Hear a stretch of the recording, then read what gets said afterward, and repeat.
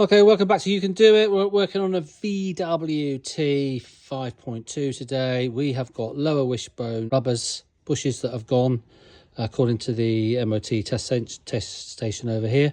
So we are going to change those bushes now. So stick with us, so straight to the point. So basically jack your vehicle up, put it on an axle stand, take the wheel off, okay? And then we can start taking this lower wishbone off. I'm going to try and do this so that you can do this at home with as minimal tools as possible.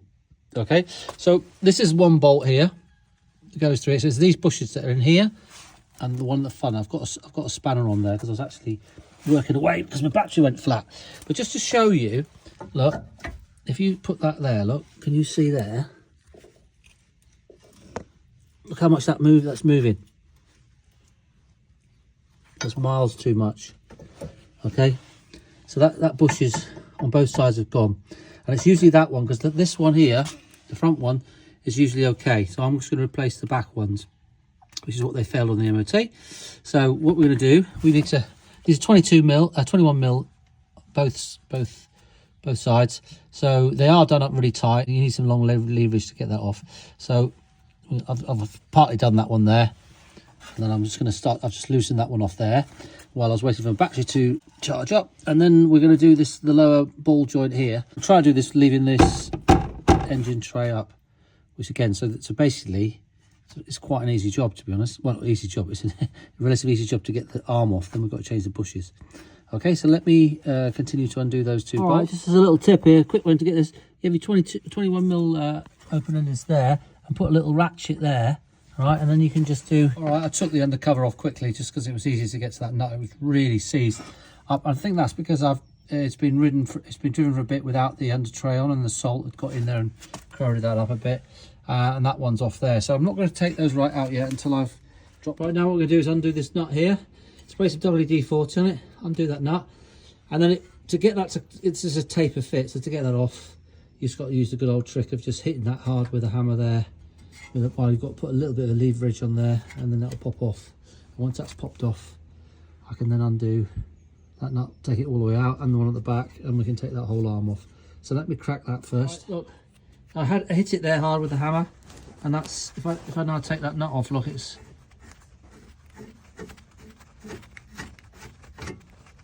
I'll take the nut off. Look, she's off. All right, so now I'm going to take that nut off there and the other one loosely. Look, they're loose. And then we'll just take those bolts out, and then the whole arm will come off. Right, so that bolt pulled out easy enough, and this one pulls out easy enough. But of course, it's going to have weight on it, so make sure you hold it while you pull that out. And I need 2 hands for that, so I'll do that now. That's off on the floor. So that's the back one that we need to get off. I've got it out on the table at the moment. So look, this is the back one. Look, and if I put a bar there, look, you can see how much that's moving around. This one, which is the front one, can't move it at all. So these don't normally go at all. They're fine. It's just these back ones that go. And this is the original one. And now I don't know if you can see there, but if you look through, look, there's daylight. So there's actually only a bit of rubber at the top and bottom. Yeah. So that's why they go really easily. So what we're going to do now is try and take this bush out of here. So something you've got to be careful of is you see that little line there. That line's up there, look, with the marking here. See? So what that was for. So that line's up there. So so it's basically sort of like flat with the arm. So when you put it back, you've got to make sure you put it back there. But we know it's with that marking there. Okay, so what I've got now is it's a bit hard for me to hold it. Let me do that like that.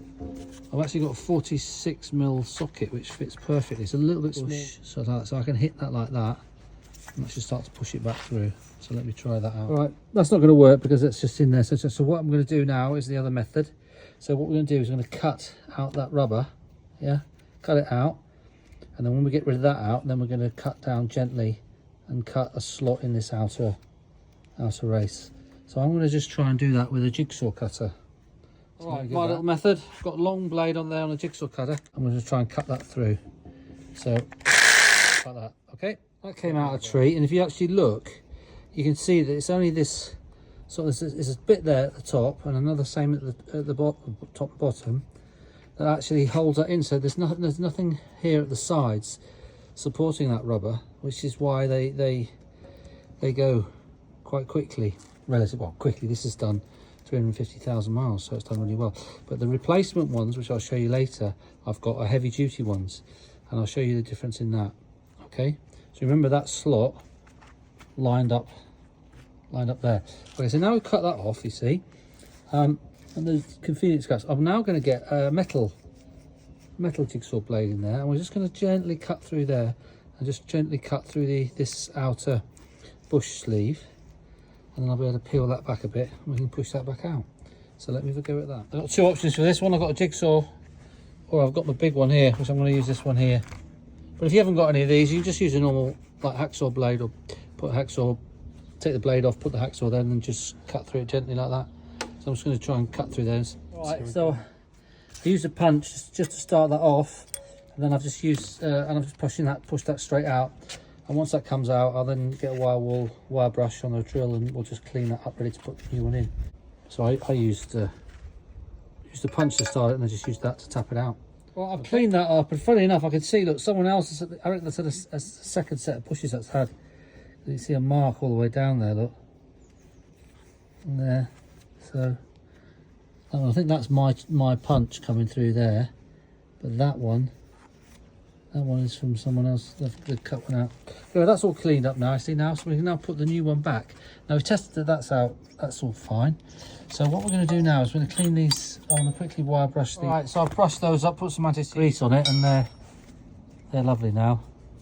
So they're good. So that'll go on a lot quicker than they came off. Put it that way. Okay, so now for the new bush, my other one here.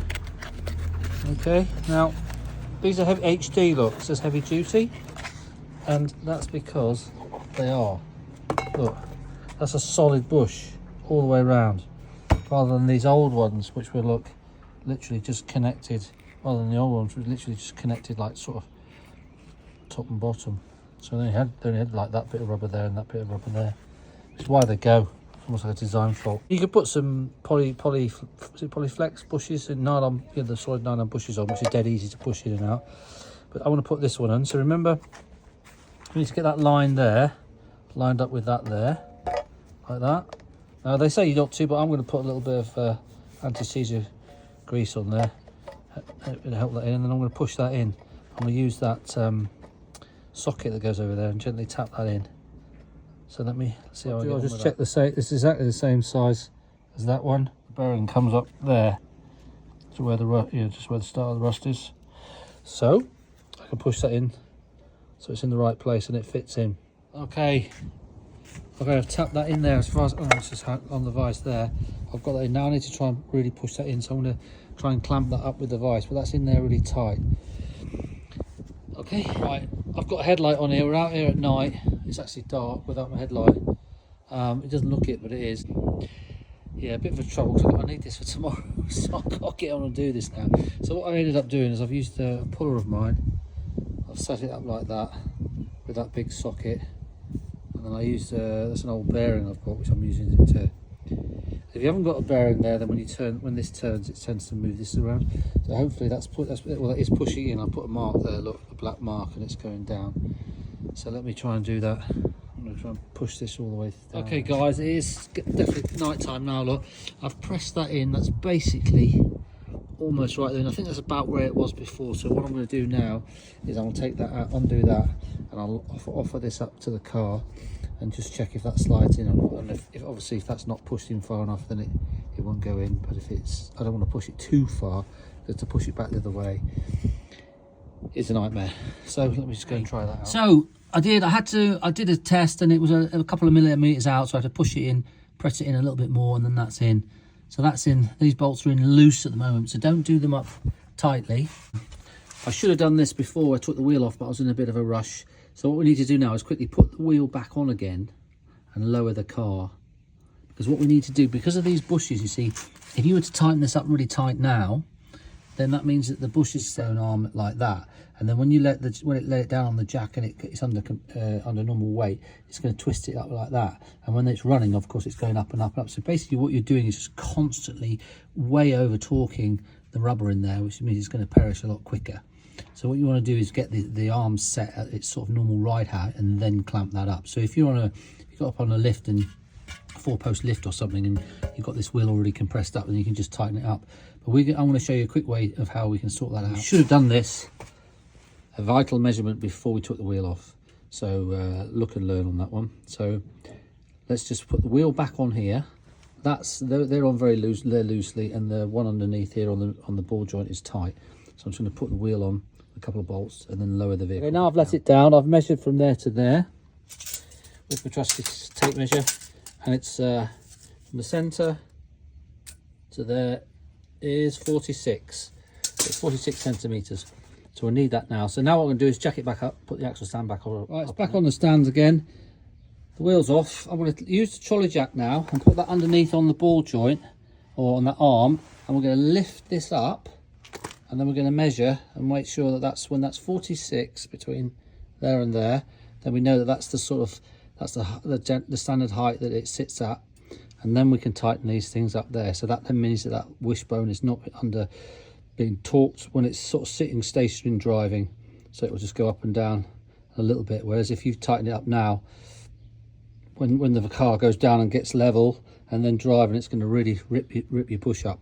Okay, so let me put the jack under there and jack that up and measure it to 46. Okay, so that's jacked up now. Look, 46 on the centre. So that is basically the ride height. So now what we can do is tighten up those joints there, and then we know that the bushes are going to be nice and neutral when the car's sat like that. So let me tighten those up. All right, they're all tight, so you don't need me to see me put the wheel back on and all that on, but that's how you change your lower wishbone bushes. You actually need tool-wise 22 mils spanners and sockets for those ones there, 22 for the ball joint underneath, a hammer to take that ball joint off, and then that will come off, and then you need some sort of hacksaw or something to cut out the rubber, the centre of the rubber thing, and cut through the outer casing, and some punches and drifts to drift it out. And then you've got to press the new one in. Now you can use a proper 10-ton press. I'd personally just take it to a garage and say, look, you just press it in for me. It'll be a lot quicker and a lot less hassle. Whether or not to buy the whole arm, you can buy the whole arm, but they're not as good quality and as thick, heavy duty as the original VW. I mean, it's still going to ride all right, but it's just, you know, if it has an impact or something, you don't know how strong it is. And the other thing is the bushes they put in it will be cheaper bushes. So I personally think it's better just to change the bushes. And if you're going to do this next time, I just buy the Powerflex bushes, because then they're so much easier to put in. You just push them in by hand and put the centre bit in rather than those. It's worth the extra money. It's worth paying the extra money to save the extra time used. Anyway, hope this channel's been good. Just remember, you can do it. See you on the next video.